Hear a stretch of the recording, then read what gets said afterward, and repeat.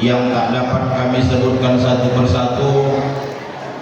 Semoga kita semua diberkahi oleh Allah Subhanahu wa taala. Amin ya rabbal alamin.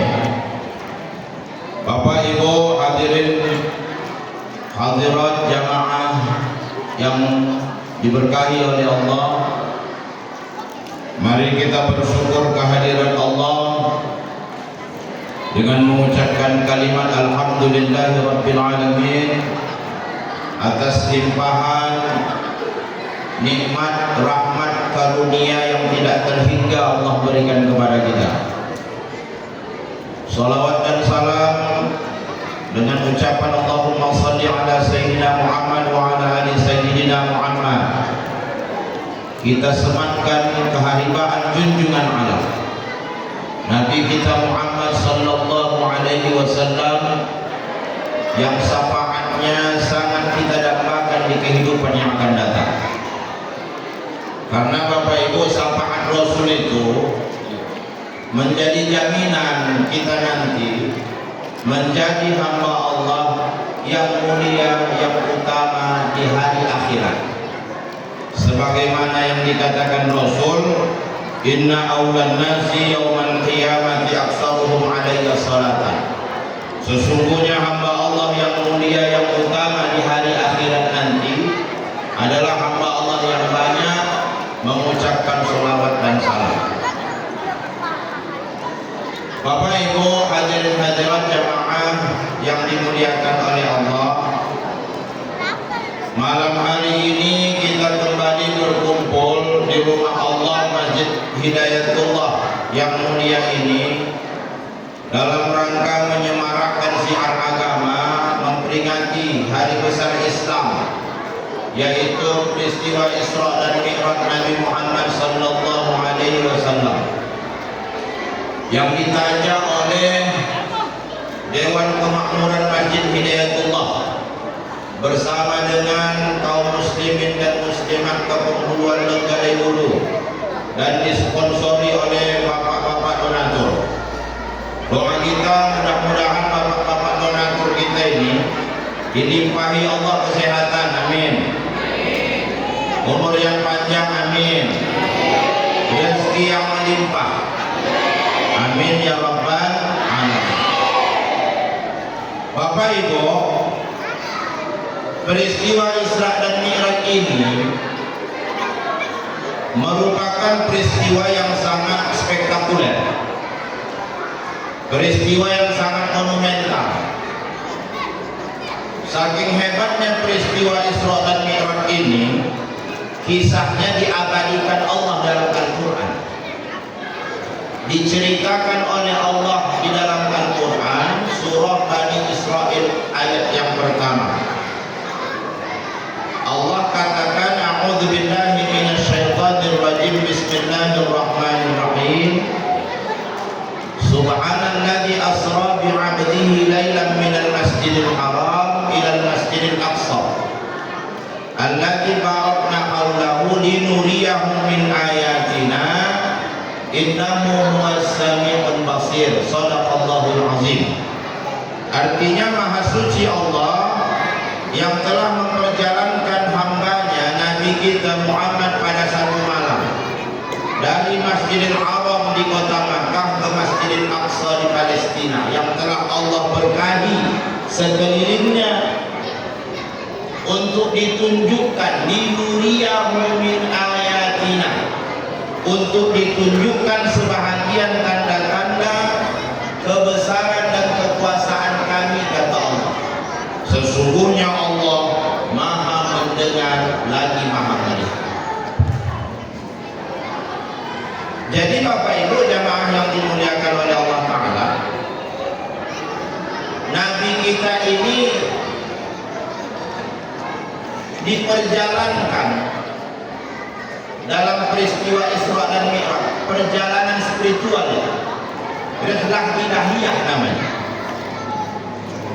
Kenapa? Karena pada saat itu Rasulullah berada pada titik nadir kedukaan, kesedihan, duka sedih Disebabkan yang pertama wafat istri tercintanya Khadijah binti Khuwailid. Ibu, Khadijah itu, Bapak Ibu, di dalam buku yang dikarang oleh Ahmad Rifai Rifan, The Great Muslimah judulnya, bukan hanya sekedar sosok istri bagi Nabi kita Muhammad, tapi Khadijah binti Khuwailid adalah penopang dakwah Rasulullah Sallallahu Alaihi Wasallam. Khadijah ini saudara kaya, Ibu. Khadijah saudara kaya itu 2/4 kekayaannya beredar di kota Makkah. Jadi dia katakan, Rasul, aku ikhlas kekayaanku yang 2/4 di kota Makkah ini habis untuk memodali dakwah Rasulullah Sallallahu Alaihi Wasallam. Lebih dari itu, Khadijah ini adalah sosok istri yang siap hadir baik dalam keadaan suka maupun duka. Ibu, yang siap hadir mendampingi Rasulullah baik dalam keadaan suka maupun duka. Ibu ingat, Ibu, ini karena cerita Khadijah, makanya ke ibu. Ketika Rasulullah mendapatkan pertama kali wahyu di Gua Hira, surah Al-Alaq, itu Rasulullah kan ketakutan ya, ketakutan yang dahsyat ya, berkeringat dingin karena belum pernah dia berjumpa dengan malaikat Jibril sebelumnya. Lalu dia lari ke rumah. Yang menguatkan dia siapa, Bapak Ibu? Yang menguatkan dia Khadijah binti Khuwailid. Khadijah selimuti Rasulullah dalam keadaan ketakutan. Khadijah yang mendekat Rasulullah, memeluk dengan penuh kelembutan, lalu mengatakan,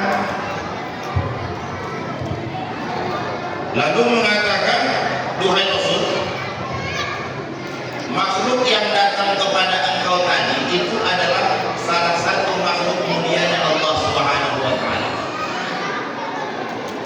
menyampaikan risalah mulia dari Allah Subhanahu wa Ta'ala, dan aku sebagai istrimu siap dalam kondisi apapun mendukung perjuangan dakwahmu ya Rasulullah.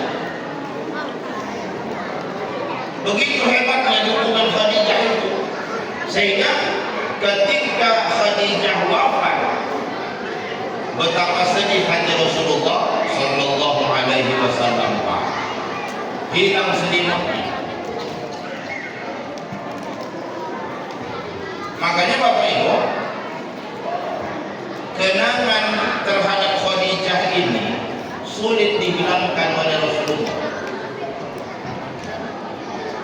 Oleh karena itu ada riwayat menceritakan Ibu, ketika Rasulullah menyembelih seekor kambing, lalu daging kambing tadi dia berikan kepada teman-teman Khadijah yang masih hidup. Cemburu Aisyah cemburu. Apa kata Aisyah? Rasul ini ya sikit-sikit Khadijah. Apa kata Rasulullah? Aisyah, bagaimana mungkin aku bisa melupakan sosok Khadijah? Dia istri yang betul-betul berarti. Dia rela habiskan hartanya untuk memodali dakwah, menyebarkan agama Islam yang bawah. Khadijah lah orang yang pertama kali meyakini apa yang kubawa, beriman denganku di saat orang lain mengingkariku. Ya Pak, Ibu. Khadijah lah wanita yang pertama sekali sholat berjamaah di belakang. Dan dari lahirnya juga lahir putra putriku, kata Rasulullah. Ibu, Pak, putra putri Rasul itu banyak lahir dari rahimnya Khadijah ibu. Berapa putra putri Rasulullah ibu? Santriwati berapa? 7. Yang pertama Qasim, yang kedua Abdullah, yang ketiga Ibrahim, yang keempat Zainab, yang kelima Roqayyah, yang keenam Ummi Kalsum, yang terakhir Fatimah. Paten anak ustadznya. Anak lahir, anak putra putri Rasulullah lahir dari rahimnya Khadijah, satu dari Maria Qibtiyah. Jadi bagaimana mungkin aku bisa melupakan kenangan bersama dengan Khadijah yang kita. Berarti sekali keberadaan Khadijah di sisi Nabi kita Muhammad sallallahu alaihi wasallam. Belum habis ditinggal wafat istrinya, menyusul pula pamannya Abu Thalib, bapak ibu, paman yang selama ini menjadi tameng, paman yang selama ini membesarkan Rasulullah dari usia 8 tahun dalam pengasuhan Abu Thalib. Yang sangat menyedihkan bagi Rasulullah dengan wafatnya Abu Thalib, ternyata pamannya tersebut belum dalam keadaan beriman. Belum dalam keadaan beriman. Sedihlah Rasulullah, dia bisa membawa orang lain untuk beriman kepada Allah, sementara pamannya sendiri tak bisa. Sehingga turunlah ayat Allah Ta'ala dalam Al-Quran yang berbunyi innaka la tahdi man ahbabta walakin Allah yahdi man yasha. Sesungguhnya engkau Muhammad tidak berhak memberi petunjuk sekalipun bagi orang yang engkau cintai, karena yang berhak memberi petunjuk itu adalah Allah Subhanahu wa Ta'ala. Wafat Khadijah, wafat Abu Thalib, tambah serangan-serangan yang dilakukan oleh orang-orang kafir Quraisy terhadap Rasulullah sallallahu alaihi wasallam. 3 tahun diboikot Rasulullah, diembargo, tidak boleh bersosialisasi bermasyarakat, tidak boleh melakukan praktek perdagangan dan lain sebagainya. Di titik nadir tersebutlah Allah Subhanahu wa Ta'ala memperjalankan Nabi kita Muhammad sallallahu alaihi wasallam. Makanya tahun itu disebut tahun Amul Husni, tahun kesedihan. Jangan bersedih Muhammad, kata Allah, ayo kita healing. Kalau bahasa sekarang kan disebut healing, jalan-jalan kita, mengarungi jagat raya alam semesta ciptaanku ini. Jadi Bapak Ibu, dalam peristiwa Isra dan Mi'raj ini Nabi kita diperjalankan melintasi 3 alam dia. Alam nasut, alam malakut, alam lahut. Alam nasut, alam manusia, alam malakut, alam malaikat, alam lahut, alam ketuhanan.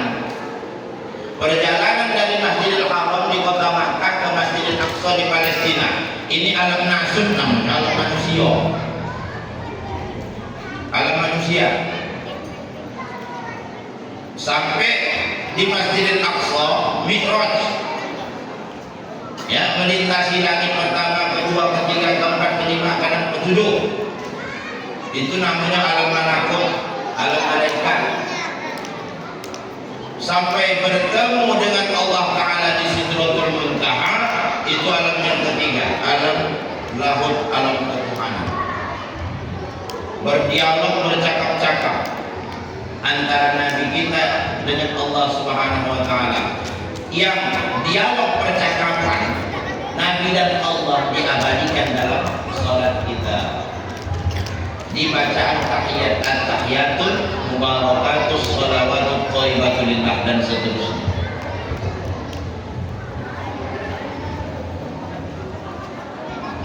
Kata Nabi, ya Allah, engkau muliakan Adam dengan engkau jadikan dia sebagai khalifah fil ardh, pemimpin di permukaan bumi. engkau muliakan Nabiullah Ibrahim sebagai Khalilullah, teman dekatnya Allah.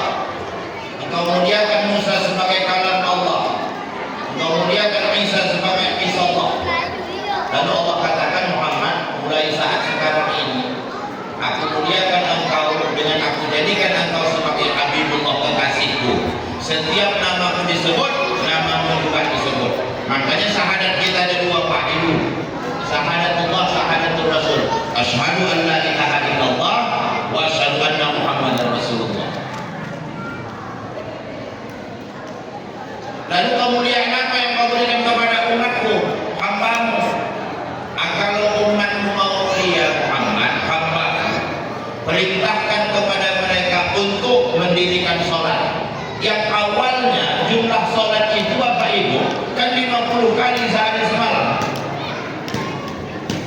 Namun Allah dengan penuh kasih sayang mengurangi menjadi 5. Setelah Rasul bertemu dengan Nabi Musa alaihissalam seniornya, kan ditanya Nabi Musa, apa yang kau bawa dari Tuhan Muhammad? Perintah sholat, jalan menuju kemuliaan bagi umat. Berapa kali rupanya? 50 kali. Senyum Nabi Musa alaihissalam, Muhammad, kalau sempat dan 50 kali sehari semalam, tak sanggup umat Muhammad mengerjakannya.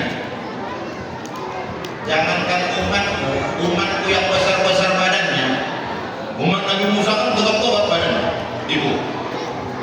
Tak sanggup mereka 50 kali sehari semalam. Apalagi umatmu, kata Nabi Musa, kebanyakan stunting.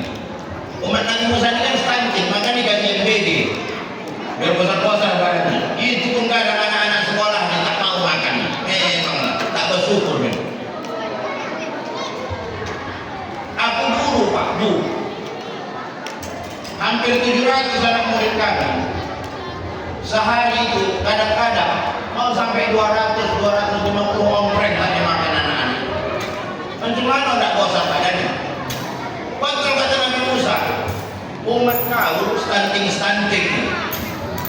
Makan otak. Macam mana tak mengerjakan sholat yang 50 kali sehari semalam? Jadi macam mana senior? Minta kurang, naik lagi Rasulullah. Kurang 5, 9 kali itu turun naik. Terakhir jadilah 5 itu. Yang 5 ini pun Pak, ragu Nabi Musa. Ragu. Muhammad, kalau bisa pergilah kau lagi naik, mintalah kurang yang 5 itu. Apa kata Nabi? Ibu, aduh mas senior, malu kali ya sih, minta kurang aja. Biarlah yang 5 kali sehari semalam ini ku bertanggungjawabkan atas umatku, kata Nabi. Tapi memang Allah kan Maha Pengasih, Maha Penyayang, Bapak Ibu. Ini patut kita renungkan malam ini. Patut kita renungkan malam ini, malam hari ini. Walaupun secara kuantitas jumlah sholat tadi kan berkurang ya, dari 50 menjadi 5, tapi secara kualitas kemuliaan sedikit pun tidak dikurangi oleh Allah Ta'ala.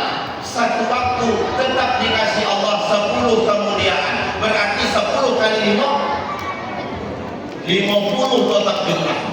Aduh. Jadi apa sama jamaah yang dimuliakan oleh Allah? Sholat yang dibawa Nabi kita Muhammad dalam peristiwa Isra dan Mi'raj ini kan merupakan implikasi dari keimanan kita kepada Allah. Makna implikasi itu kan akibat kita beriman kepada Allah, maka dirikanlah sholat yang 5 kali sehari semalam, kan begitu. Jadi kalaulah ada orang-orang di sekitar kita sekarang yang mengaku beriman tapi tak sholat, tentu dipertanyakan keimanannya. Ya Bapak Ibu, karena sholat itu adalah implikasi dari keimanan kita kepada Allah, maka setiap kita harus mengerjakannya, kan begitu. Kita main logika dulu. Jadi kalau ada orang-orang di sekitar kita yang mengaku beriman tapi tak sholat, tentu pertanyakan keimanannya. Dan Rasul kita sudah katakan dalam hadis, Pak, al-farqu bainal mu'min wal kafir tarkus shalah. Yang membedakan kita orang yang beriman dengan orang-orang yang tak beriman adalah sholat. Kacau gitu. Dan yang paling penting lagi, Bapak Ibu, iman itu tidak bisa diartikan sebatas yakin aja. Kalau cuma sebatas yakin, iman itu Ibu artikan dangkal maknanya.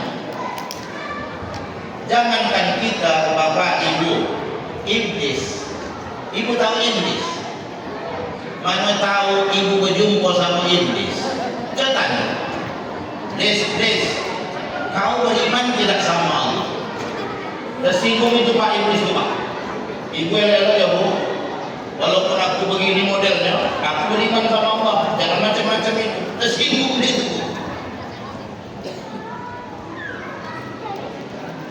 Kalau ibu jumpa sama iblis, mana ibu jumpa sama iblis? Hah? Tak mana? Jangan ibu. Kalau jumpa tuh tanya nanti sama iblis, kau beriman tidak sama Allah Ta'ala? Jawab iblis, dia beriman lah ibu. Betul, dia beriman. Tapi ketika iblis diperintahkan oleh Allah untuk memberikan penghormatan sujud kepada Adam, dia akan menolak. Usjudu li Adam fasajadu illa iblis aba wastakbara wa kana minal kafirin. Ketika Allah memerintahkan kepada seluruh makhluk malaikat untuk sujud kepada Adam, maka mereka semua sujud kecuali iblis. Aba wastakbara, angkuh dan sombong. Keakuan iblis lebih besar daripada ketaatannya. Ketika ditanya mengapa iblis engkau tak mau sujud memberikan penghormatan kepada Adam, kan dijawab iblis, ana khairun minhu, aku lebih baik daripada Adam. Adam engkau ciptakan dari tanah, sedangkan aku dari api.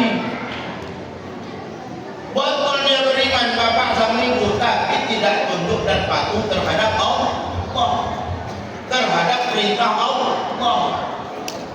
Oleh karena itu, kalau dapat malam hari ini, jangan kita warisi nih sifat iblis. Ya ibu, sampaikan sama anak-anak kita.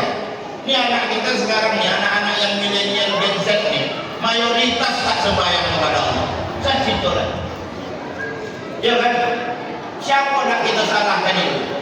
Itu temanya kan membangun karakter milenial dan Gen Z itu.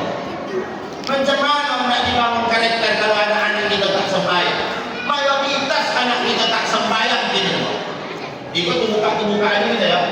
Siapa nak kita salahkan, Pak? Siapa nak kita salahkan ibu? Kadang ada orang-orang soalnya ada bercakap itu dah takdir, Ustaz, takdir. Tersinggung Allah Ta'ala. Tersinggung Allah kalau kita katakan itu takdir. Mengapa tersinggung? Allah menjadikan anak kita di dalam keadaan suci. Kata Nabi, kullu mauludin yuladu alal fitrah. Setiap yang lahir dari rahim emaknya itu dalam keadaan suci. Lalu kalau kini dia tidak mau tunduk taat kepada Allah, salah siapa? Takdir. Takdir no? Salah ayahnya, mengamuk-ngamuklah. Salah omaknya, boleh udah. Clear persoalan kita malam hari ini, bahwa mayoritas anak kita tak sodat kepada Allah. Siapa nak kita salahkan? Ayah omaknya. Udah sepakat ya? Maka jangan salahkan takdir, karena Allah menciptakan anak kita ini lahir dari setiap rahim omaknya dalam keadaan suci. Maka kata Nabi, fa'abawahu yuhawilanihi au yunassiranihi au yumajjisanihi. Tergantung ayah omaknya lah. Hendak dijadikan apa budak kok? Hendak Yahudi, hendak Nasrani, hendak Majusi. Hati-hati. Ini monong nih. itu membukakan pintu kesadaran kita semua. Inilah kenyataan yang kita hadapi. Dan Allah sudah memberitakan dalam Al-Quran apa sama ibu. Apa kata Allah? فَخَلَفَ مِنْ بَعْدِهِمْ خَلْفٌ أَضَاعُوا الصَّلَاةَ وَاتَّبَعُوا الشَّهَوَاتِ فَسَوْفَ يَلْقَوْنَ غَيًّا. Akan datang satu generasi di akhir zaman yang hancur akhlaknya, hancur karakternya, hancur sikapnya, hancur perbuatannya. Disebabkan apa? Dua perkara. Adha'us shalah, meninggalkan sholat. Yang kedua, wattaba'us syahawat, memperturutkan hawa nafsu. Ini dia maksud. Jadi jangan heran kalau generasi milenial Gen Z ini cuma tahu begeng-geng, Honda-Honda, ya kan, bebalap-balap dari mulai patung Simpang Poros tuh sampai ke patung Ayah Tanjung Melawat. Setiap malam Kamis, malam Minggu. Itulah yang memperturutkan hawa nafsu. Jangan heran kalau sekarang ini sawi lawak kamu ninja-ninja. Jangan heran kalau sekarang ini generasi cuma tahunya main judi online. Ya kan? Belum lagi narkoba. Oh, makin hebat zaman kok, makin hebat kelakuan manusia. Makin canggih online doang. Anaknya yang paling kocik main game online, ya. Udah. Abangnya judi online. Udah. Ya, omaknya belanja online. Udah. Ayahnya hutang online. Cocoknya di muka rumah tuh dibuat merek keluarga online. Canggih betul. Memang kenyataan apa sama ibu. Gila online gini dong. Gila beronline. Nah, kalau bahasa Indonesia nih kadang-kadang campurlah bahasa kita ya. Melayu bisa, dari Indonesia pun oke. Kenyataan.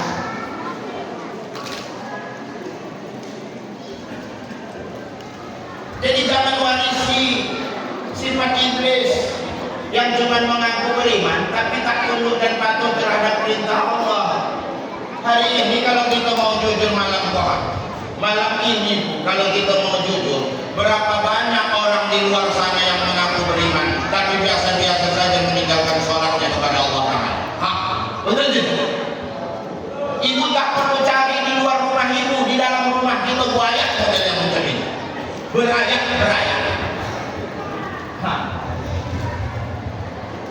Tidak usah kita cari di muka rumah awak, di luar rumah kita, di dalam rumah kita. Kita lahirkan dia, kita besarkan dia, kita kasih makan dia. Tidur di sebalik kamar kita, tapi tak sembahyang. Apa kata Rasulullah? As-salatu imanuddin. Ya, waman aqamaha faqad aqamaddin, waman tarakaha faqad tarakaddin. Agama itu tiapnya agama. Salat itu adalah tiapnya agama. Yang mendirikan salat berarti dia membangun bangunan agama. Yang meninggalkan salat berarti dia menghancurkan bangunan agama.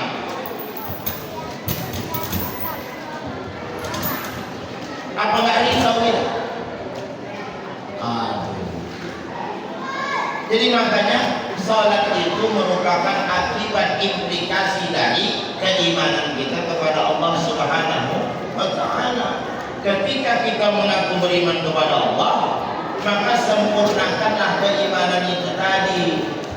Bagaimana iman yang sempurna itu ibu? Kan sudah dikasih petunjuk sama Nabi.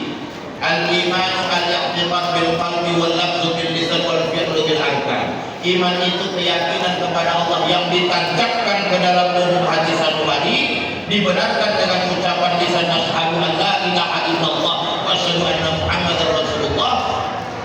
Kemudian diwujudkan, diimplementasikan dalam bentuk ketaatan menjalankan perintah Allah. Perintah yang paling utama itu apa? Salat yang 5 kali sehari semalam. Jadi kalau kita maulah berpikir merenung malam hari ini, sebenarnya kita ini diciptakan oleh Allah memang untuk sholat. Ibu, ya Pak, kita ini diciptakan oleh Allah Ta'ala memang untuk sholat. Setelah kita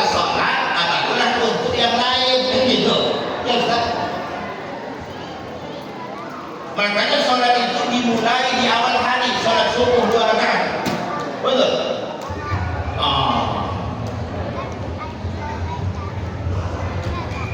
Sholat itu dimulai di awal hari, sholat subuh 2 rakaat. Mengapa subuh, Pak? Pak, Pak, Ibu, mengapa subuh? Di waktu yang begitu berat. Subuh ini kan waktu yang berat. Di saat orang tertidur lelap, awak disuruh bangun, bangkit, hadapkan wajahmu kepadaku, kata Allah. Mengapa subuh? Logikanya, sebelum kita menapakkan kaki mencari kemuliaan di permukaan bumi ini, maka lapor dulu dengan yang punya bumi. Kan itu ya? Ya kan? Kita kalau anak masuk kantor, ini atau pembunuhan, kalau anak masuk kantor, tentu isi absen dulu. Absennya ada yang manual, tanda tangan, ada yang pakai ceklok, fingerprint. Kadang-kadang tak cukup pakai absen, apel pula lagi apel. Pak Babin Kamtipmas kita tiap pagi apel melapor dulu sama atasan bahwasanya dia hadir. Logikanya sederhana, sholat subuh itu jam 7 orang. Sebelum kita mencari kemuliaan di atas bumi ini, maka lapor dulu dengan yang punya bumi. Yang punya bumi siapa? Allah. Usolli fardhu subhi raka'ataini. Ya Allahu Akbar. Lapor, ya Allah, ya Tuhanku, di subuh hari yang sejuk ni Allah, ku lawan rasa kantukku ya Allah. Ku hadapkan dirimu kepadamu ya Allah. Inilah aku hambamu yang banyak sekali kelemahan, ya, ketidakmampuan. Ya Allah, pagi hari ini aku akan mencari rezekimu, ya kan? Aku akan mencari kemuliaan-kemuliaanmu. Mudahkan urusanku ya Allah, lapangkan rezekiku ya Allah, dan yang paling penting, jagakan anak dan istriku. Laporan selesai. Assalamualaikum warahmatullahi wabarakatuh. Assalamualaikum warahmatullahi wabarakatuh. Silahkanlah bertebaran di bumi Allah Ta'ala. Ya, setelah kita sholat, ya carilah untuk dunia ini. Dan kalau kita mau pikirkan malam ini, Allah itu maha pengertian, Ibu, Pak. Di mana letak pengertian Allah Ta'ala? Dikasihnya kita cuma 2 rakaat subuh.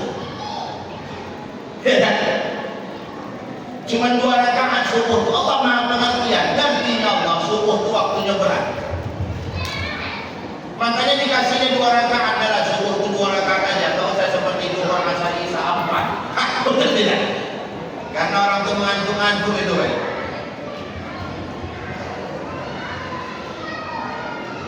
Dan keutamaan yang Allah berikan di waktu subuh bukan main-main, Pak, Ibu.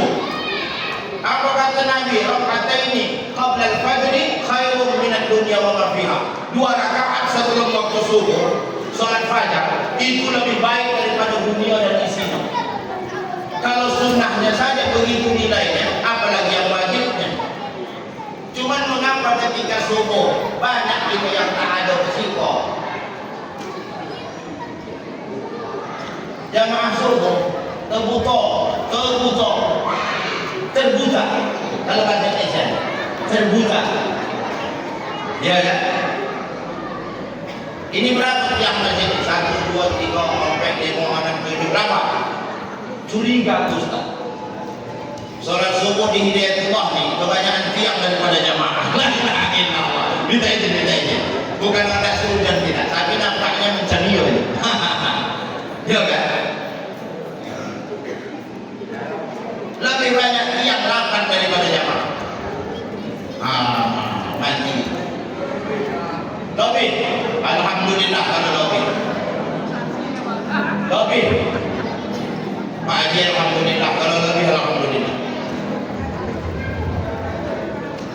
Cuman tak sebanding dengan jumlah umat Islam yang ada di sini ya. Itu pula lah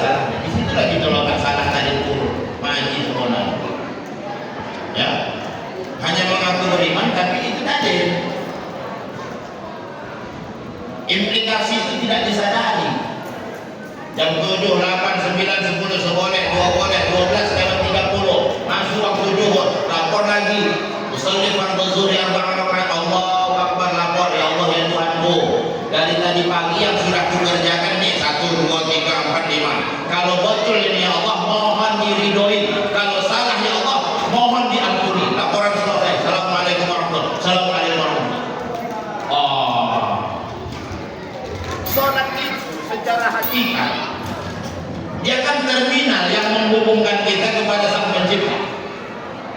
Tempat kita beristirahat, Pak Ibu. Sholat tunang, tempat istirahat.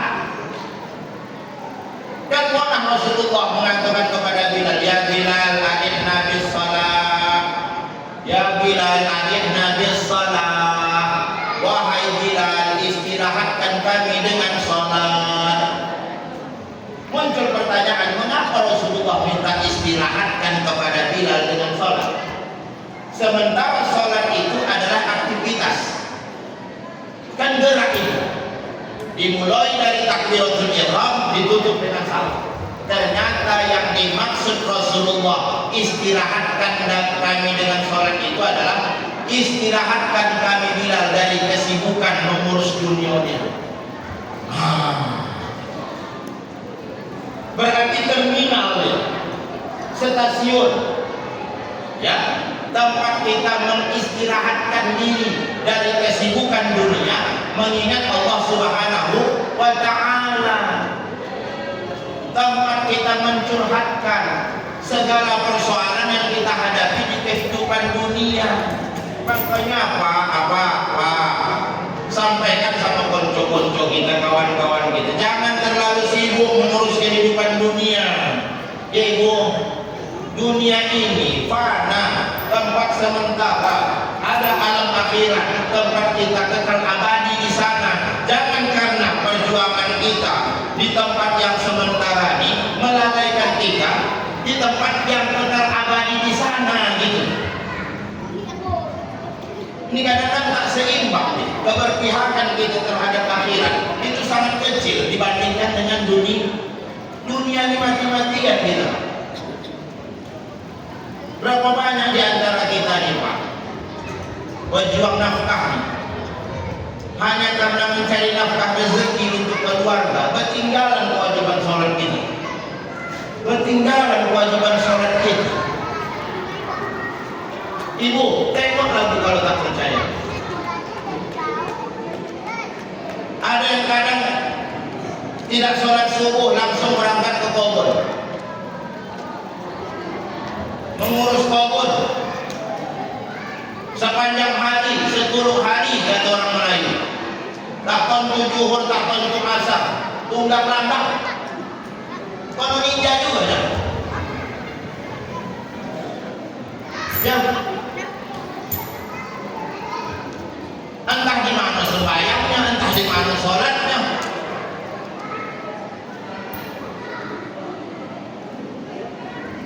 Membela-belai anak istri, memberikan nafkahnya, sampai ketinggalan kewajiban kepada Allah Ta'ala. Dilarang Allah? Tidak. Allah tidak pernah melarang. Kalau mau sayang sama istri, mau sayang sama anak, silahkanlah. Tapi yang diingatkan Allah, jangan sampai sayang kita kepada keluarga mengalahi sayang kita kepada Allah Subhanahu wa Ta'ala. Itu yang penting untuk diingat. Sehebat apapun cinta kita kepada keluarga, cepat atau lambat kita tinggalkan juga mereka ini. Yang sedihnya lagi Pak, sampai hukumnya sama bapak nanti, ya Pak, sampai hukumnya sama kita lagi ini. Kita sangka anak bini awak ikut sama kita, mau bini ikut sama kita, batara kuping mau. Ibu, kalau suami ibu meninggal, ibu anda tidak ikut sama dia. Hah? Tukang langgan nak bapak kau mencarikan nafkah rezeki untuk ibu. Meninggal besok dia mau tidak ikut? Jangan sokan-sokan menjawab ibu, mau tidak? Dong itu Pak. Muka-mukaan kita bercakap Pak, tak usah belakang-belakangan, tak enak. Kita dengarkan lah.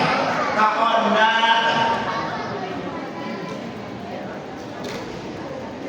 Mati-mati anak memperjuangkan dia. Begitu orang mati besok, tak onda dia ikut sama kita. Aduh, mas sedih kan ya. Sedih hidupnya, sedih.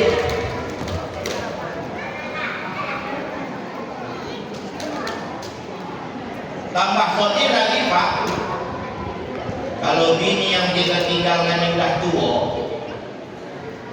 tak pala khawatir bona gitu, karena tak ada yang manda, dah tua. Siapa yang manda, dah tua. Tapi kalau sampai dia masih muda, mak perawatan kulitnya waktu awak hidup, paten pula skincare-nya. Oma Kodak, Mrs. Glowing, MS Glow, yang bahan waterproof, anti air. Asalkan dipakainya belinang, belinang tuh katanya apa ya? Berkilat lah ya, berkilat.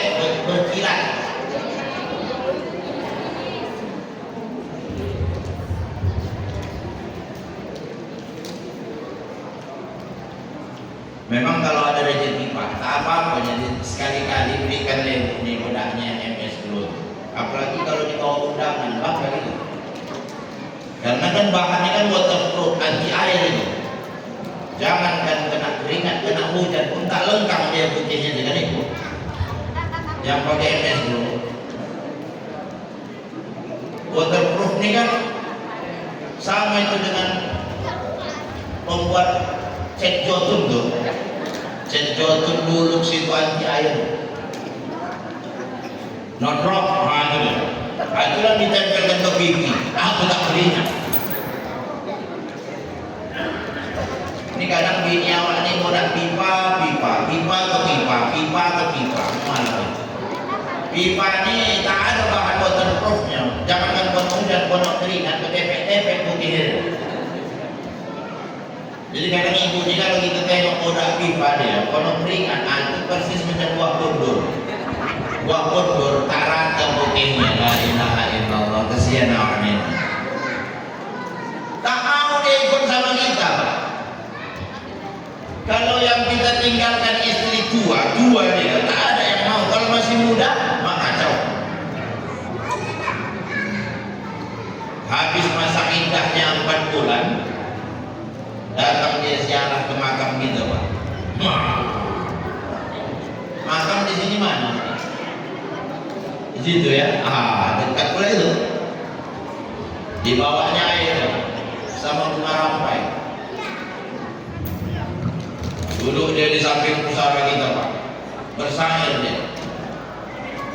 Mohon siramkan setitik air, taburkan atasnya bunga rampai, pahatkan nisan serangkum samir, penuh pujangga kasih tak sampai di bawah lampayan. Aduh, aku kalau mendongak lagi kok ini ya, karena kalimat terakhirnya itu, yang sholihah. Di sanalah tempat istirahat. Wahai kekasih, tempat istirahat di akhir hidup. Ayo, menangislah dia, menangis istrinya. Bang, tak terasa bang, 4 bulan 10 hari abang sudah meninggalkan kami bang. Rindu hati awak bang. Tapi kalau mau jujur awak tahan ya bang, anak-anak kita ya bang. Anak-anak kita ini kalau awak tengok perlu kali lah pengganti ayah mencemar bang. Kaca. Adalah bang kawan abang yang sama-sama ngambil upah mendodos. Rajin kali datang bang. Malam minggu bawa martabak. Aduh, awak di dalam bumbang-bumbang di dalam patengan itu. Bini yang kau perjuangkan setiap hari, kau carikan nafkah rezeki, sampai melupakan kewajiban kau sama Allah memperjuangkan dia. Terakhir kau tengok apa tak menjerit awak di dalam. Ampun betul. Habis. Bukan dilarang sayang sama dia, tidak. Jangan sampai mengalahkan sayang awak sama Allah. Dunia ini sebatas mana lah Pak dikejar Pak. Hidup di dunia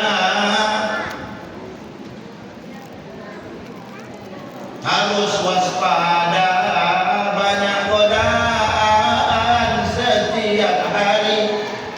Mengejar dunia semata-mata bagai mengejar rusa berlari. Mengejar dunia semata-mata bagai meminum air yang asin rasa. Makin diteguk makin merana, tersiksa haus sepanjang masa. Macam minum air asin namun wajah dunia orang. Makin diteguk makin merana, tersiksa haus sepanjang masa. Oi manu. Aku maaf ya Pak ya, Ibu, maaf minta ini. Bukan aku tak sopan, tidak. Malam ini aku duduk di hadapan calon-calon jenazah ini. Calon-calon jenazah. Anak marah-marah. Kenyataan nih Bang. Aku ikhlas apa sama ibu duluan lah. Dia tanya belakangan ikut senekel. Calon-calon jenazah kita ini apa sama ibu? Tidakkah kita pernah berpikir merenung bekal apa yang sudah kita siapkan nanti kembali ke hadirat Allah? Dunia sementara, akhirat selama-lamanya. Bahkan sebelum kita masuk ke alam akhirat ada alam barzah. Alam barzah yang menanti kita Pak Ibu. Alam barzah, alam kubur. Lama di alam kubur itu tak sebanding dengan alam dunia ini. Di alam dunia ini berapa tahun kan gitu? Kalau ngikut usia Rasulullah 63 tahun, usia Rasulullah 63. Tidak sebanding dengan usia-usia senior Nabi Muhammad SAW. Nabi Adam sekian ribu, Nabi Nuh 950 tahun, Nabi Musa 300-an, Nabi kita 63. Ini mengindikasikan bahwa kita umat Muhammad tidak ada yang panjang-panjang umur. Makanya ku titip pesan sama Pak sama Ibu, kalau malam hari ini ada apa sama Ibu yang umurnya 60 udah sampai, hati-hati jatahnya 3 tahun lagi. Hati-hati 3 tahun lagi guys. Kalau ada malam yang 62 tahun lagi, kalau ada yang 62 tahun 11 bulan 30 hari,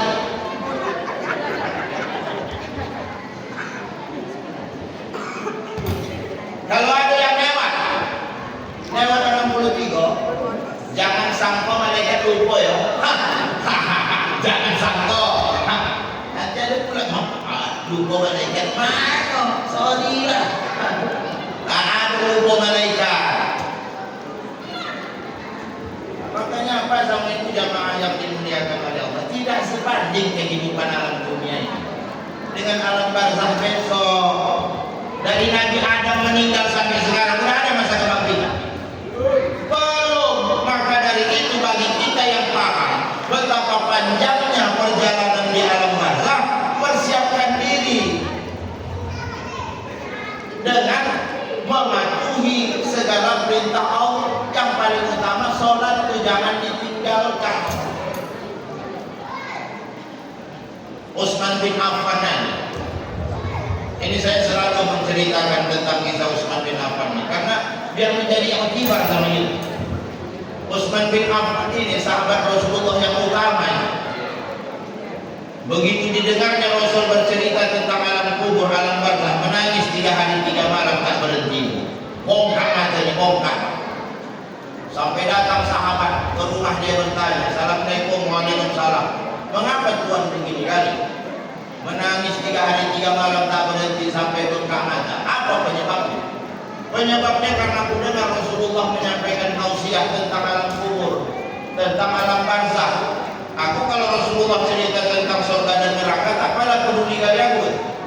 Ini sedih kali aku, merasuk ke dalam lubuk hati."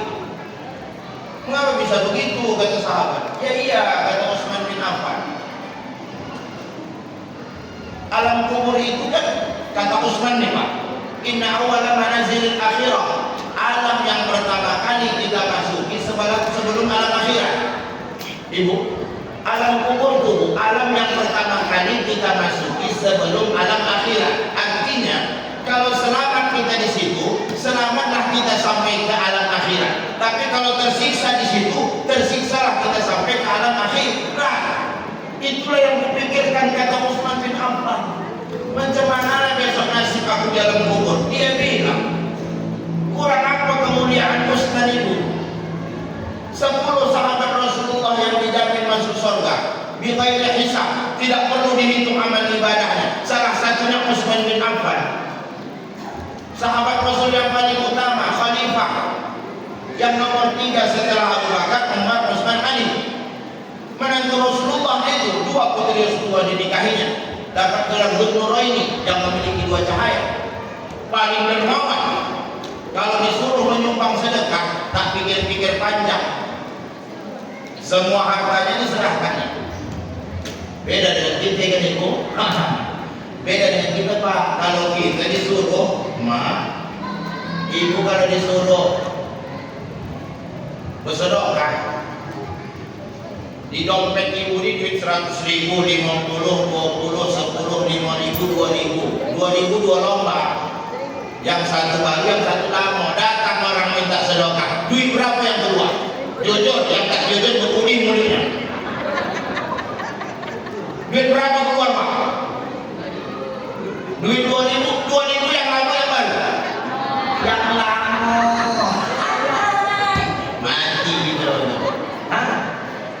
Datang orang minta sedekah, dalam dompet itu ada duit 100.000, 50, 20, 10, 5.000, 2.000, 2 lembar. Satu yang baru, satu yang lama. Datang orang minta sedekah, duit berapa yang keluar? 2.000, yang lama yang baru? Yang lama.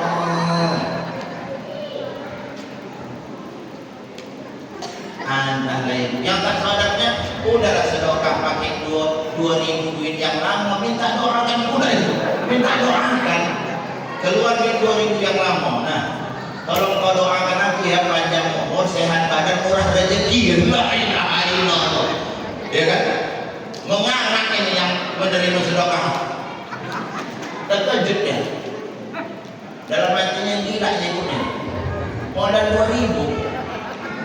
Minta doakan panjang umur, sehat badan, murah rezeki.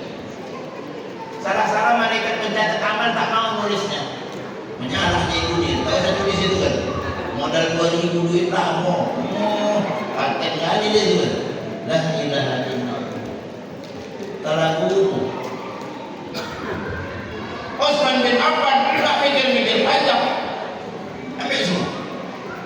Bahkan bapak sama ibu sampai sekarang, sampai kini, itu peninggalan Utsman bin Affan ada di kota Makkah, Madinah, berupa sumur peninggalan dia yang dibelinya dari Yahudi di Madinah. Properti bangunan hotel Makkah itu punya dia. Kemudian kebun kurmanya ada di Madinah. Bahkan dulu waktu kita naik haji, ada syekh mengatakan di bank Arab Saudi itu ada rekening atas nama Utsman bin Affan.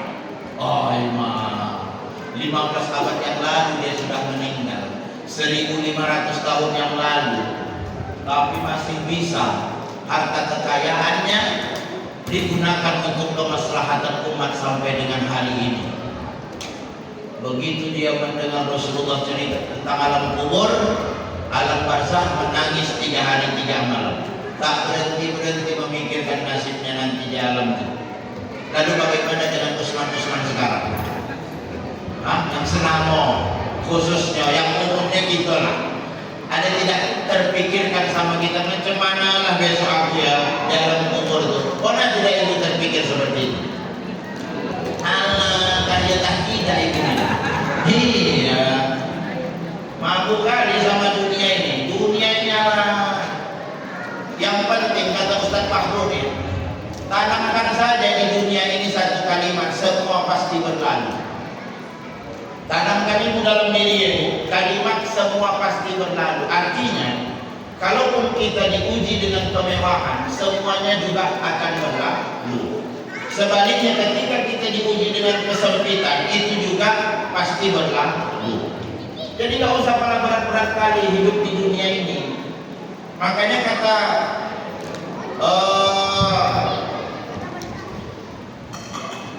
Imam Ibnu Taimiyah, jangan letakkan dunia di hati, tapi letakkan di tangan. Ya Pak, dunia kau jangan letak di hati, letak di tangan. Kalau dunia diletakkan di hati, hilang dia, payah kita move on. Asik terpikirkan apa? Tapi kalau di tangan lo pegang biarkan aja, cuek aja, mengampur buat. Ya kan? Ibu misalnya kamu biar mudah memahami. Ibu belanja di kokan, habis ibu membeli yang semua ibu butuhkan. Balik ke rumah, ibu letakkan belanjaan. Ternyata ibu teringat, ada duitku tinggal 20.000, ya, di tempat si penjual ikan. Kira-kira ibu jemput lagi tidak itu yang 20.000? Tidak ya? Tidak. Udah. Besoknya ibu belanja lagi. Habis semuanya ibu beli, balik ke rumah, letakkan belanjaan, teringat ibu, ada duitku 100.000 tinggal di situ. Jemput tidak yang 100.000? Jemput. Pertanyaan ibu, kenapa yang 20 tidak dijemput tapi 100 dijemput? Karena lebih besar. Itu kan jawaban duniawi. Kalau jawaban ukhrawinya, yang 20.000 ibu letakkan di tangan, yang 100.000 di hati. Makanya ketika dia hilang, lebih berat yang 100.000 daripada yang 20.000. Akhirnya bisa dipahami? Ibu bisa? Jadi kalau jujur ku tanya malam hari ini, ibu letakkan bapak nih di hati apa di tangan? Hati-hati. Ibu letakkan suami ibu ini yang datang nih di hati apa di tangan? Di hati. Lo lihat lengannya. Oh mak, ibu betul lah. Tapi ibu selalu marah-marah sama dia. Kalau di hati saya tidak ada. Ini tidak buat bonding aja. Kalau bapak meletakkan ibu ini di hati apa di tangan? Di tangan. Gak kawan kita. Iya, malah balik. Kesian lah bapak, ibu ini gila-gila, bapak tuh goli-goli. Allah, ada bapak ya. Anda ya Allah, betul-betul bola tangan itu ya kan bu? Jangan gitu pak. Ya kalau anda gila sama, kalau goli sama kan gitu. La ilaha illallah. Jadi apa sama itu seperti itu? Utsman bin Affan nangis. Maka kita yang hadir malam hari ini, yang melalui momentum peringatan Isra dan Mi'raj, mari kita tumbuhkan kesadaran kembali. Ketika kita berikrar beriman sama Allah, maka implikasinya adalah dirikanlah sholat yang 5 kali sehari semalam tadi. Karena itu adalah terminal stasiun kita berhubungan dengan Sang Pencipta. Jangan kita anggap bahwa Allah itu yang butuh dengan sholat kita. Tidak Pak, Allah tak pernah butuh sama kita. Sholat yang kita dirikan itu bukan untuk Allah, untuk kita. Untuk kita Pak. Jangan kita pikir untuk Allah itu. Tidak, sikit pun Allah tidak butuh dengan kita. Karena kita ini adalah makhluk. Ya. Dia Khalik, pencipta. Khalik tidak butuh dengan makhluk, sebaliknya makhluklah yang butuh dengan Khalik. Makanya disediakan media agar kita berhubungan dengan dia 5 kali sehari semalam. Itu yang suruh 2 rakaat zuhur 4 asar 4 maghrib 3 isya 4.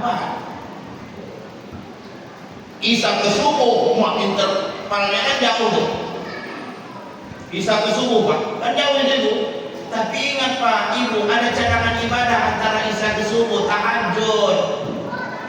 Tahajud Pak, fatahajat bihi nafilatan laka asa ayat asa rabbuka maqaman mahmuda.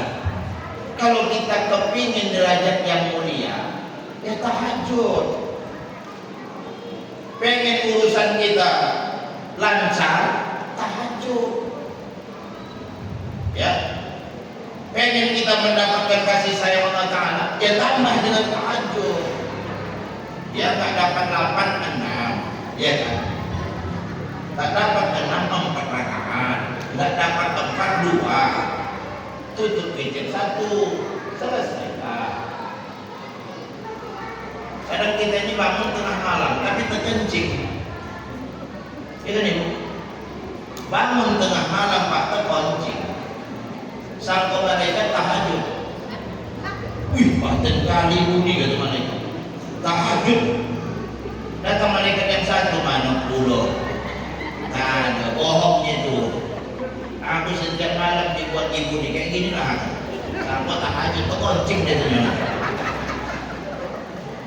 Kata malaikat yang tadi janganlah kayak gitu. Kau suruh hujan itu bulu sangka. Tak percaya pakai nolak. Aku tiap malam dan bohong ibu nih.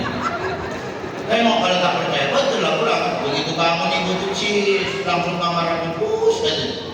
Pak, bum, tidur lagi. Pak tengok itu. Iya ya kan. Jadi macam mana ini aku catatannya udah aku tulis pula tahajud. Hapuslah, hapus tuh. Ganti terkoncing. Biasa terkoncing tuh lah yang dibaca terkoncing.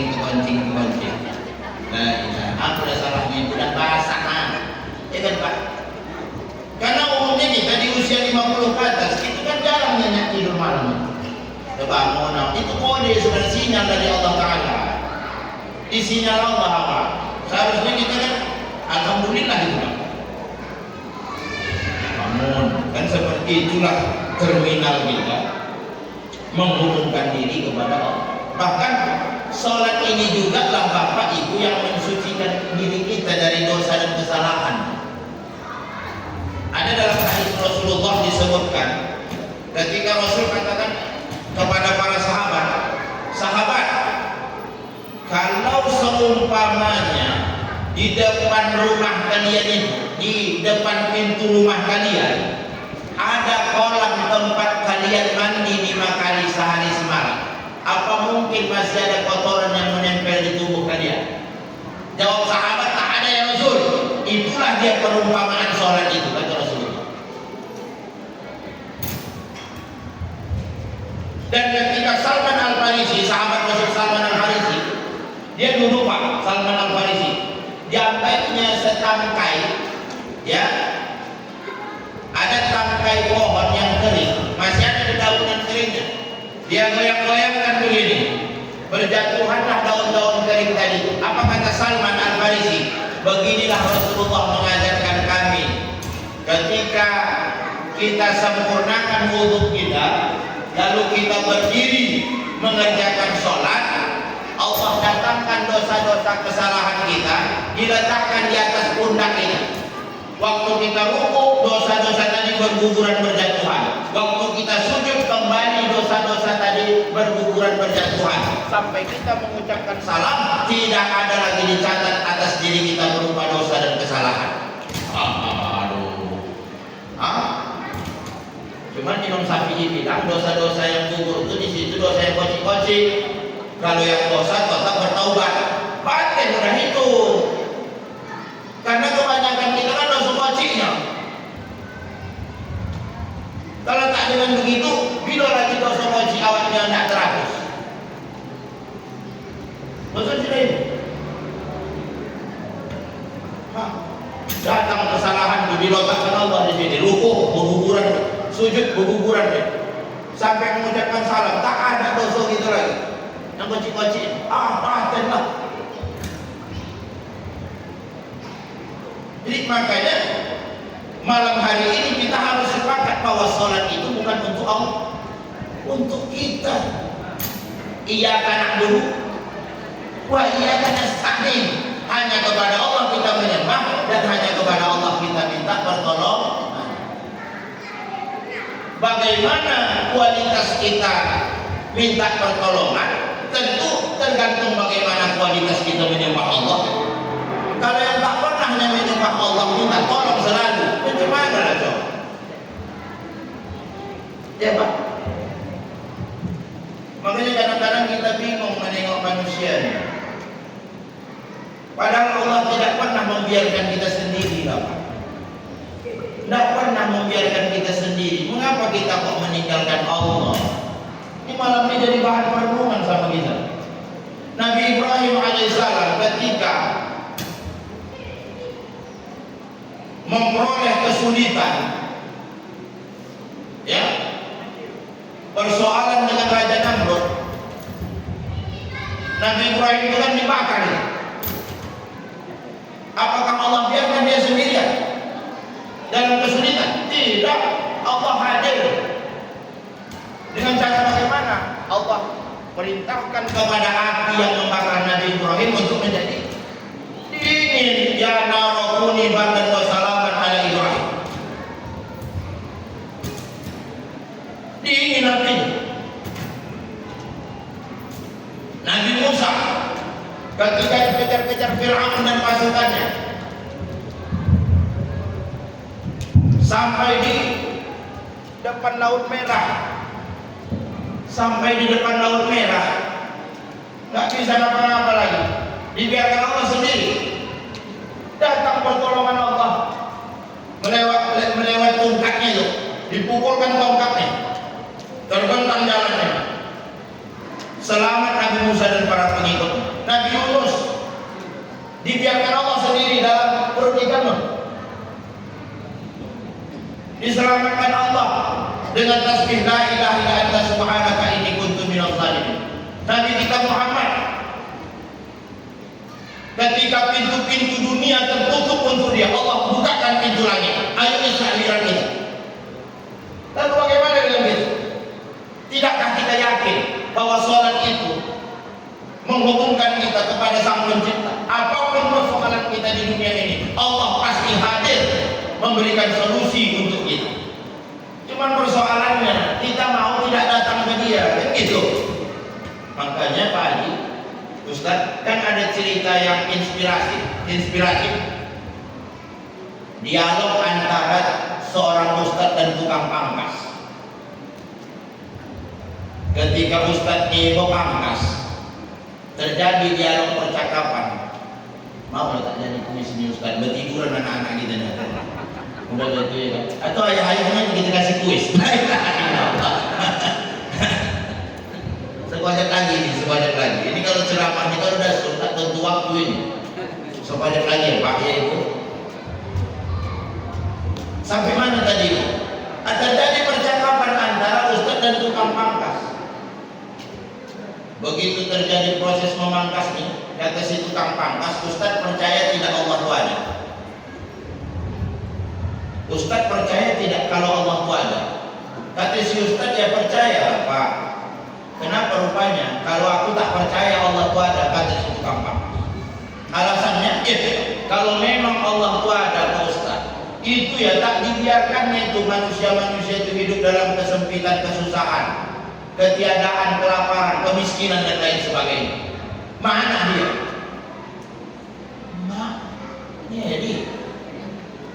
Mana dia? Kalau memang ada kan tak mungkin dibiarkannya mereka begitu. Itu dia Ustaz.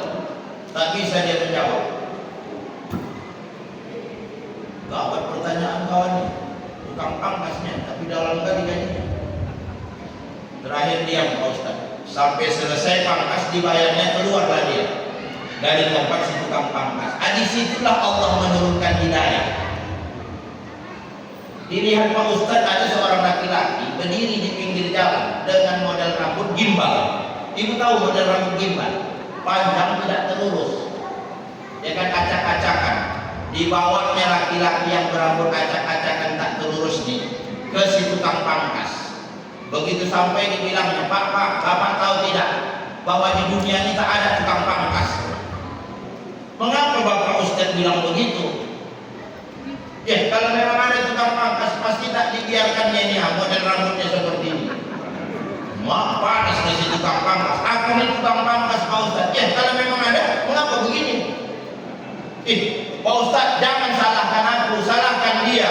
Dia yang tidak datang kepadaku, minta dirapikan rambutnya. Oh, kata Pak Ustadz, itulah jawaban dari pertanyaan kau tadi. Bukan Allah itu yang tak ada, tapi orang-orang yang ketika diuji dengan kesempitan, kekurangan dan lain sebagainya, mereka yang tak datang kepada Allah minta selesaikan persoalan dalam hidupnya. Clear itu? Itulah kenyataan. Dan kita tidak bisa nafikan, Pak. Baru sadar awak, tapi Allah yang Maha Pengasih, Maha Penyayang. Kalau kita baca dalam kitab Nasaihul Ibad, Syekh Sa'ad bin Bilal rahimahullah mengatakan, ini kita rasakan malam ini. Betul tidak apa yang dikatakan oleh Syekh Sa'ad bin Bilal? Ada 4 nikmat yang tidak dicabut oleh Allah Ta'ala sebagai bukti sayangnya Allah kepada hamba, walaupun hamba itu bermaksiat kepadanya. Ini apa? Ada 4 nikmat yang tidak dicabut oleh Allah Ta'ala sebagai bukti sayangnya Allah kepada hambanya, sekalipun hambanya itu bermaksiat kepada Allah. 1, Allah tidak cabut nikmat rezeki dari dia. Bisa kita rasakan malam. Sebanyak apa sholat kita tinggalkan selama ini? Ada dicabut Allah rezeki kita? Hah? Jujur kan? Ada? Laki ibu. Bukan aku menuduh, tidak. Tak sembahyang dia, berkurang rezeki Allah. Tetap ada kan? Gomu-gomu ibu juga. Iyalah. Dulu waktu ladang ibu sebesar ini dan nikah sama Pak Umat teronton, itu pun kadang tak sayang juga sama dia. Bangunkan dia sembahyang, bang, malu bawa bang. Beginilah sikap kita, tak taat sama Allah, tapi rezeki tetap dikasih Allah. Tidak jadi bahan perenungan sama kita malam hari. Bukan Allah tidak mampu ketika memberikan ganjaran, kau tak sembahyang, ku cabut rezeki kau. Bisa, tapi Allah memberikan kesempatan biar kita berpikir gitu. Yang kedua, sekalipun kita bermaksiat kepada Allah, berdosa, Allah tetap tidak mencabut nikmat kesehatan dari badan kita. Berapa banyak orang yang bermaksiat kepada Allah, yang berdosa kepada Allah, mak bosan-bosan badan, otak di mana-mana. Kalaupun disakitkan Allah, ibu apa? Ketika kita sakit, kan 3 perkara itu yang diambil Allah Ta'ala. Yang pertama, kekuatan badan. Yang kedua, selera makan. Yang ketiga, dosa kita. Kalau kita sakit kan lemah gitu. Selera makan aku enggak. Datanglah Pak Wahana, suami ibu menawarkan, ada oleh apa? Anaknya Aceh, anak nasi goreng, pecel lele. Aku lagi yang bisa, selera tahan. Cenekal Pak. Pas sakit ditawarkannya, pas sehat tidak? Apa sehat tawarkan? Baru akan Pak. Tapi bukan apa-apa sih. Apa-apa bagian hati-hati. Tapi begitu dikembalikan Allah nikmat sehat tadi, ya, yang awalnya 3 diambil, begitu disehatkannya, 2 dibalikkannya, 1 ditahan. Yang 2 dia kembalikan kekuatan badan awal, selera makan, dosa tidak dikembalikan. Wih mah, sayangnya Allah sama kita ibu. Yang ketiga, Allah tidak langsung menghukum hambanya yang berdosa kepada dia. Ada kita yang tak sembahyang langsung dimasukkan ke dalam api neraka sakor. Bukan Allah tak mampu, bukan Allah tak bisa, tapi ditunggunya muncul kesadaran dalam diri awak, kembali kepada Allah. Kan begitu. Yang terakhir, nikmat yang tak dicabut oleh Allah Ta'ala sebagai bukti kasih sayangnya, walaupun kita bermaksiat kepada Allah, Allah tidak tampakkan dosa yang kita buat, Pak. Coba kita rasa-rasa. Umumnya kita, kalau di muka-muka orang, di depan-depan khalayak ramai, itu berbeda penampilan kita pada waktu kita sendirian. Yang banyakan kita ini berbuat dosa waktu sendirian, bermaksiat ketika sendirian. Kalau sempat itu dibukakan Allah Ta'ala, dosa yang kita buat sendirian itu dibukakan Allah, hilang wibawa, tak ada lagi harapannya. Tapi Allah tak mau, ditutupnya aib kita, ditutupnya aib kita yang kita sembunyikan tadi sebagai bukti kasih sayang Dia kepada kita. Jadi sebenarnya Pak, 4 ungkapan Syekh Sa'ad bin Bilal rahimahullah ini menjadi tamparan bagi kita malam hari ini. Mengapa Allah begitu sayang sama kita, sedangkan kita berhitung-hitung sama Allah Ta'ala. Makanya malam hari ini mudah-mudahan memulai melalui momentum peringatan Isra dan Mi'raj malam hari ini, kita robahlah pola beriman kita itu. Jangan sekedar takut aja sama Allah, munculkanlah kesadaran. Banyak kali nikmat dikasih Allah sama kita, tak terhitung. Sholat itu ya memang itulah ibadah yang paling utama yang diperintahkan oleh agama untuk kita kerjakan. Sholat itu juga yang akan membawa kita pada keselamatan. Kemudian masjid ini, Rasul itu ketika wafat tidak meninggalkan banyak-banyak. Ya, di antaranya Al-Quran, sunnah dia, kemudian masjid. Itu ditandai kemana Rasulullah pergi. Yang duluan dibangunnya bukan rumahnya, bukan istananya, tapi masjid. Waktu hijrah dari Makkah menuju Madinah, mampir di Kuba, Masjid Kuba dibuatnya. Begitu sampai di Madinah, Masjid Nabawi. Artinya apa? Kita sebagai umat Nabi Muhammad, hamba Allah yang beriman ini, punya tanggung jawab memakmurkan masjid-masjid Allah. Innama ya'muru masajid Allah man amana billah wal yawmil akhir. Memakmurkan rumah Allah bukan hanya sekedar membangun fisiknya saja, tapi menghidupkan sholat berjamaah di dalamnya, Pak. Ini khusus bagi kita bapak-bapak, ibu-ibu lebih baik di rumah aja.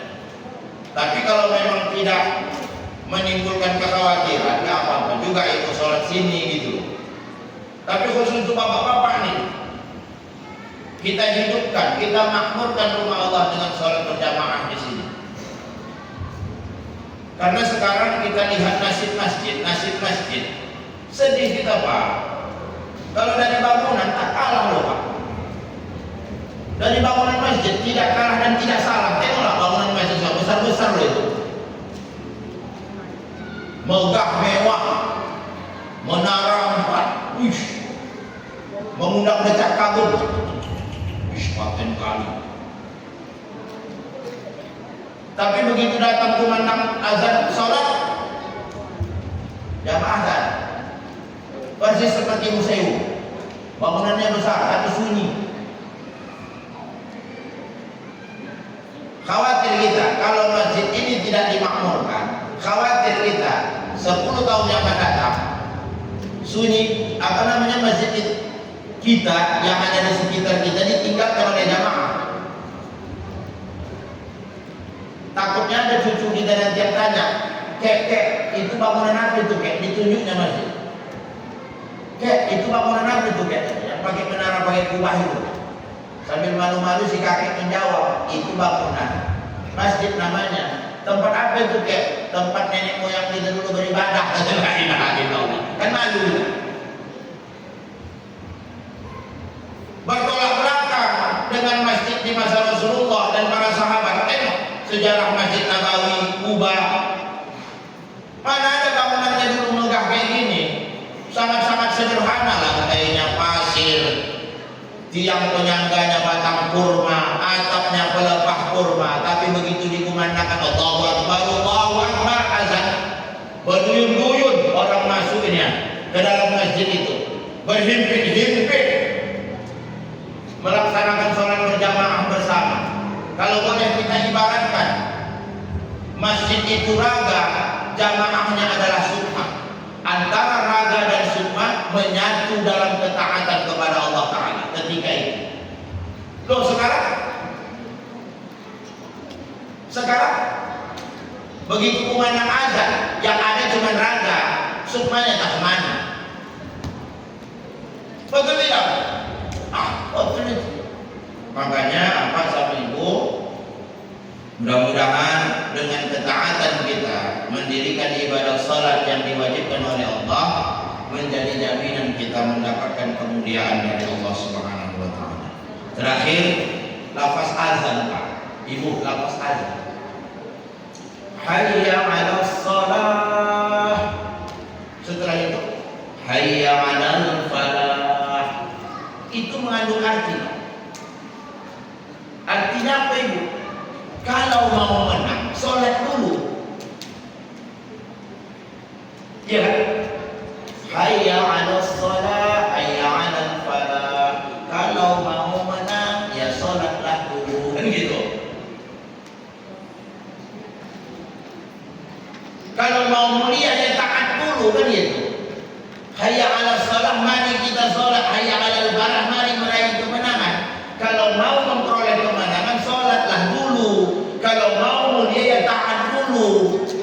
Tidak ada lafaz azan hayya 'alal falah, hayya 'alas shalah. Mari meraih kemenangan, mari kita sholat. Dari mana rumusnya? Mungkin mabuk itu muazzin. Salah dia. Hayya 'alas shalah, hayya 'alal falah. Mari kita sholat, mari raih kemenangan. Kalau mau menang, sholat dulu. Kalau mau mulia, taat dulu. Begitulah rumus kehidupan.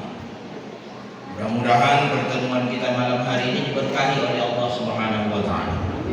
Dapat kita mengambil pesan dan makna dari peristiwa Isra dan Mi'raj Nabi Muhammad sallallahu alaihi wasallam, bahwa sesungguhnya ujian keimanan itu sampai akhir zaman akan berlangsung di tengah-tengah kehidupan kita. Tapi yakinlah Bapak Ibu, ketika kita istiqomah mempertahankan keimanan yang kita implikasikan melalui ketaatan mendirikan sholat yang hakikatnya bukan untuk Allah tapi untuk kita, ada kebahagiaan, keselamatan yang Allah berikan untuk kita di kehidupan yang akan datang.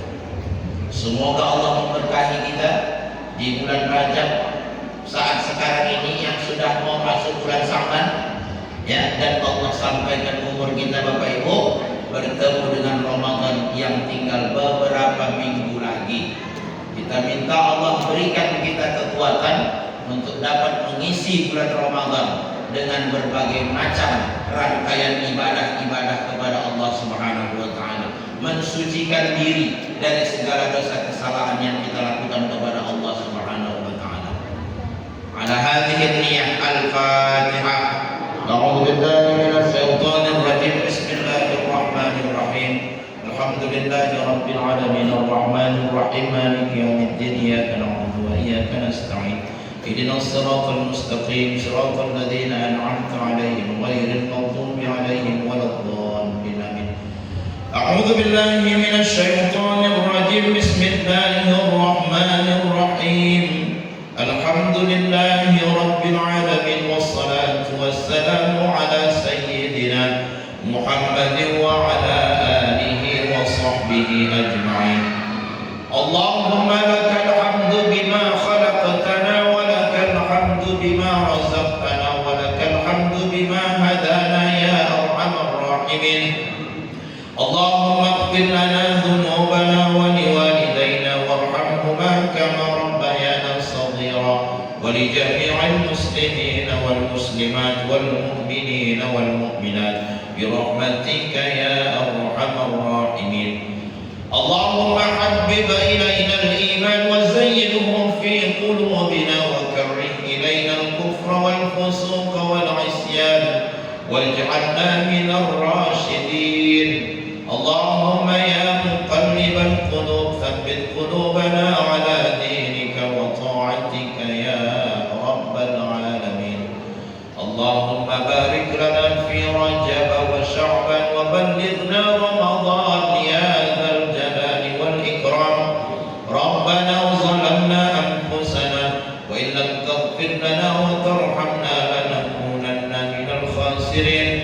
ربنا آتنا في الدنيا حسنة وفي الآخرة حسنة وقنا عذاب النار وصلى الله على سيدنا محمد وعلى آله وصحبه أجمعين سبحان ربك رب العزة عما يصفون والسلام على المرسلين والحمد لله رب العالمين اللهم صل على سيدنا ومولانا محمد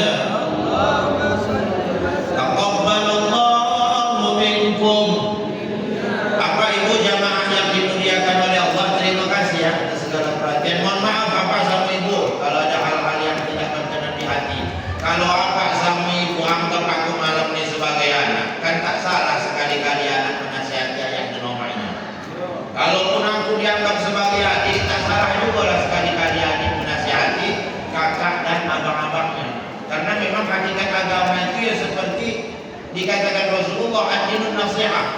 Agama itu nasihat, nasihat-menasihati kita di dalam kebaikan, nasihat-menasihati kita di dalam kesabaran menapaki jalan menuju Allah.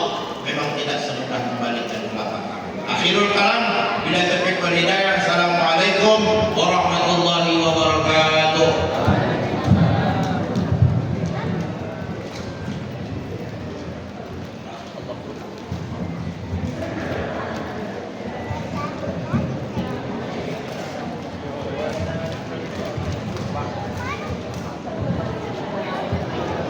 Terima kasih kami sampaikan kepada Ustadz atas tausiah dan doa yang diberikan. Semoga menjadi ilmu